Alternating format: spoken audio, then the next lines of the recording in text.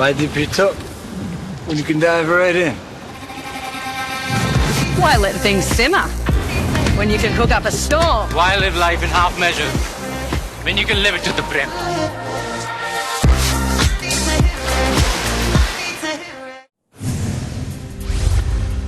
राज्यात राष्ट्रपती राजवट लागू करावी, माजी मंत्री सुबोध सावजी यांची मागणी. सावजी यांच्याकडून राष्ट्रपतींना पत्र. कागदपत्रांवर डोळे बंद करून सही करणारा मुख्यमंत्री मोदींना हवाय, मुख्यमंत्री पदावरून पटोलेंची टीका. मुख्यमंत्री पदाबाबत वरिष्ठ नेते निर्णय घेतील, महायुतीची सत्ता यावी अशी जनतेची इच्छा होती, रवींद्र चव्हाणांची प्रतिक्रिया. मुख्यमंत्री कोण होणार हे वरिष्ठ नेते ठरवतील, भाजपच्या कार्यकर्त्याला वाटणारच आमचा मुख्यमंत्री व्हावा, संजय केळकरांची प्रतिक्रिया. फडणवीस सीएम व्हावे म्हणून छत्रपती संभाजीनगरमध्ये कार्यकर्त्यांकडून सुपारी, मारुती मंदिरात महाआरती, तर नागपुरात शहर भाजप महिला आघाडीकडून टेकडी गणपतीला साकडं. मुख्यमंत्री पुन्हा एकनाथ शिंदे व्हावे यासाठी मुंबईतील हाजी अली दर्ग्यात मुस्लिम बांधवांकडून प्रार्थना, दर्ग्यावर चादर चढवण्यात आली. लालसिंग राजपुरोहित यांनी एकनाथ शिंदे पुन्हा मुख्यमंत्री व्हावे यासाठी शंखनाद केला, तर कांदिवली पश्चिममध्ये पूजा करण्यात आली. कुर्ल्यात अजित पवारांचे भावी मुख्यमंत्री म्हणून बॅनर, अजित पवार गटाच्या पदाधिकाऱ्यांनी लावले बॅनर. धाराशिव जिल्ह्यात शिंदे गटाचे एकमेव आमदार तानाजी सावंत यांना मंत्रिपद मिळण्याची शक्यता. अवघ्या 1,500 मतांनी तानाजी सावंत यांचा विजय झाला होता. शिवेंद्रराजेंच्या मंत्रिपदासाठी उदयनराजे भोसलेंची लॉबिंग, उदयनराजेंनी शिवेंद्रराजेंसह देवेंद्र फडणवीसांची भेट घेतली. शिवेंद्रराजेंना मंत्री करा, सातारा जिल्ह्यात भाजप वाढवणार, उदयनराजेंनी शब्द दिल्याची माहिती. परळीत दहशत निर्माण करून मतदारांना मतदान केंद्रात येऊ न दिल्याचा दावा, व्हिडिओ ट्विट करत संजय राऊतांचा आरोप. सुनील तटकरेंनी रायगडमधील महायुतीचे उमेदवार पाडण्याचा प्रयत्न केला, महेंद्र थोरवे यांचा सुनील तटकरेंवर गंभीर आरोप. महेंद्र थोरवेंना मी फारसं महत्त्व देत नाही, यश मिळाल्यानंतर हवा डोक्यात जाऊ द्यायची नसते, अदिती तटकरेंचा महेंद्र थोरवेंना सणसणीत टोला. मनोज जरांगेंचा सामूहिक आमरण उपोषणाचा इशारा, सरकार स्थापनेनंतर उपोषणाची तारीख जाहीर करणार, जरांगेंची घोषणा. नागपुरात हिवाळी अधिवेशनासाठी 40 मंत्र्यांचे बंगले सज्ज ठेवण्याच्या प्रशासनाला सूचना, प्रशासनाकडून पुढील महिन्यात होणाऱ्या हिवाळी अधिवेशनाची तयारी. विधानसभेत निवडून आलेल्या 65% नवनिर्वाचित आमदारांवर गंभीर स्वरूपाचे गुन्हे, अपहरण, हत्येचा प्रयत्न, महिलांवरील अत्याचार अशा गंभीर गुन्ह्यांचा समावेश. असोसिएशन फॉर डेमोक्रॅटिक रिफॉर्म्सच्या ताज्या अहवालातून माहिती समोर. पुण्यातील 21 मतदारसंघातील 303 उमेदवारांना खर्च सादर करण्याच्या सूचना. 23 डिसेंबरपर्यंत निवडणूक खर्चाचा तपशील निवडणूक शाखेकडे जमा करावा लागणार, तफावत आढळल्यास खुलासा द्यावा लागणार. पुणे जिल्ह्यातील मतदान यंत्र पुढील 45 दिवसांसाठी सील, एखाद्या उमेदवाराने निकालावर आक्षेप घेतल्यास पडताळणी होणार, मतदान यंत्रांसह कंट्रोल युनिट, व्हीव्हीपॅट गोदामात सील. आचारसंहिता संपताच सर्व सरकारी कार्यालयांमध्ये गर्दी, 45 दिवसांनी आचारसंहिता संपुष्टात आल्यानं रखडलेली कामं मार्गी लावण्यासाठी नागरिकांची गर्दी. आरटीओला प्रचारातील वाहनांतून लाखोंचा महसूल, अटी शर्तींसह मुंबईच्या 4 आरटीओ कार्यालयातून वाहनांना सशुल्क दिली होती परवानगी.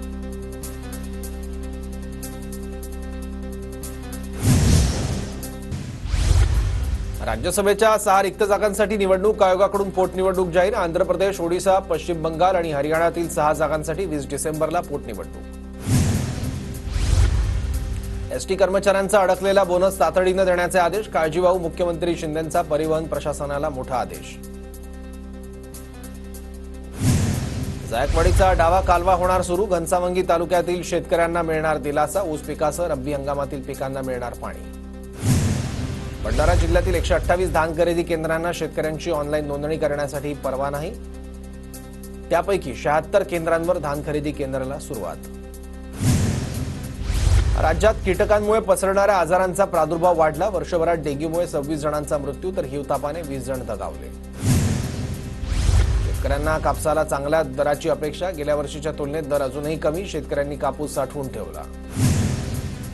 नंदुरबार कृषी उत्पन्न बाजार समितीमध्ये मक्याची आवक वाढली, लाल मक्याला 2,000 ते 2,300 पर्यंत दर, तर सफेद मक्याला 2,400 ते 3,450 पर्यंतचा दर, 70,000 क्विंटल मक्याची खरेदी.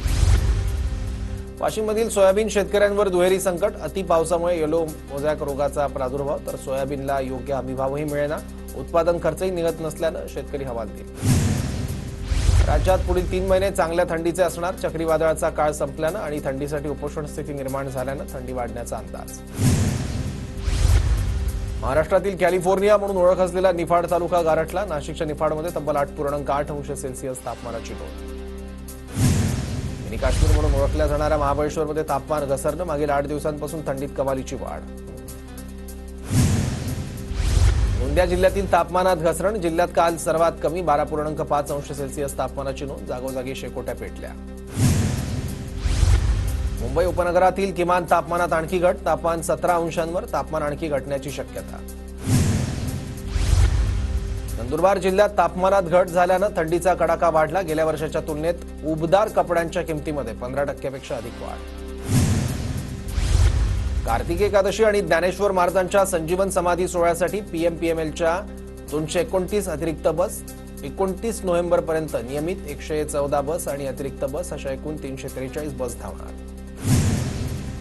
सोने आणि चांदीच्या भावात घसरण सुरू. सोन्याचे भाव 1400 तर चांदी 1500 रुपयांनी घसरली. सोन्याचे प्रतितोळा दर 76,200 रुपयांवर. नागपूर गुन्हे शाखेकडून 4 चाकी वाहन चोऱ्यांच्या टोळीचा पर्दाफाश. 6 गुन्ह्यात 11 4 चाकी 1,50,00,000चा मुद्देमाल जप्त. आतापर्यंत 4 आरोपींना अटक. धुळे सोलापूर राष्ट्रीय महामार्गावरील भोकरवाडी शिवारातील पेट्रोल पंपासमोर अपघात. चालकाचं नियंत्रण सुटल्यानं कार दुभाजकाला धडकून पडली. अपघातात 2 जण जखमी. मुंबईच्या पश्चिम द्रुतगती महामार्गावर कारला आग. खेरवाडीजवळ भरधाव वेगात असलेल्या कारला आग लागली. मुंबई महापालिकेतील लिपिक पदाची परीक्षा पुढील आठवड्यात 2 ते 6 आणि 11 ते 12 डिसेंबर रोजी ऑनलाईन पद्धतीनं परीक्षा घेणार. अर्ज केलेल्या उमेदवारांना केंद्रावर वेळेवर हजर राहण्याच्या सूचना. पालिकेतील कर निर्धारण आणि संकलन खात्यातील निरीक्षक पदासाठीची परीक्षा 10 डिसेंबरला होणार. परीक्षेसाठी 25,000 अर्ज दाखल झाले असून 36 जिल्ह्यांमधील केंद्रावर ऑनलाईन पद्धतीनं परीक्षा होणार. शिवकोळीवाड्यातील सिंधी निर्वासितांच्या इमारतींचा पुनर्विकास. माडाच्या मुंबई मंडळाच्या निविदा प्रक्रियेस सुरुवात. ठाण्यात प्रथमच गृहनिर्माण संस्थेचं महाअधिवेशन. निवडणुकांमुळे पुढे ढकललेलं अधिवेशन आता 20 ते 22 डिसेंबर या कालावधीत होणार. ठाणे जिल्हा हाऊसिंग फेडरेशन आणि सहकार विभागाच्या संयुक्त विद्यमाने अधिवेशनाचं आयोजन. पुणे पालिकेच्या सूचनेनंतरही बेकायदा फलकांमुळे शहर विद्रूप. प्रशासनाकडून कारवाईचा देखावा. सांगाडे धोकादायक असल्यानं अपघाताची भीती. पुणे विमानतळ सेवा गुणवत्ता निर्देशांकात 74व्या स्थानी. पुणे विमानतळावरील प्रवासी सुविधांच्या दर्जात चढउतार सुरूच. मुंबईत 5 ते 7 डिसेंबर या कालावधीत इंटर डेअरी एक्स्पोचं आयोजन. दुग्ध व्यवसायाला मिळणार चालना. व्ही एक्झिबिशन्स आणि इंडिया डेअरी असोसिएशन यांच्यातर्फे एक्स्पोचं आयोजन. राज्यात 21व्या पशुगणनेस सोमवारपासून सुरुवात. मोबाईल ॲपचा वापर करून गणना होणार. केंद्र सरकारकडून शेतकऱ्यांच्या हितासाठी मालवाहतुकीला चालना देणाऱ्या 3 रेल्वे प्रकल्पांना मंजुरी. यात महाराष्ट्रातील मनमाड, जळगाव, भुसावळ, खंडवा या नवीन मार्गांचा समावेश. ऑक्टोबरमध्ये देशातील तब्बल 1,36,00,000 जणांचा विमान प्रवास. गेल्या वर्षीच्या तुलनेत 5.3% वाढ.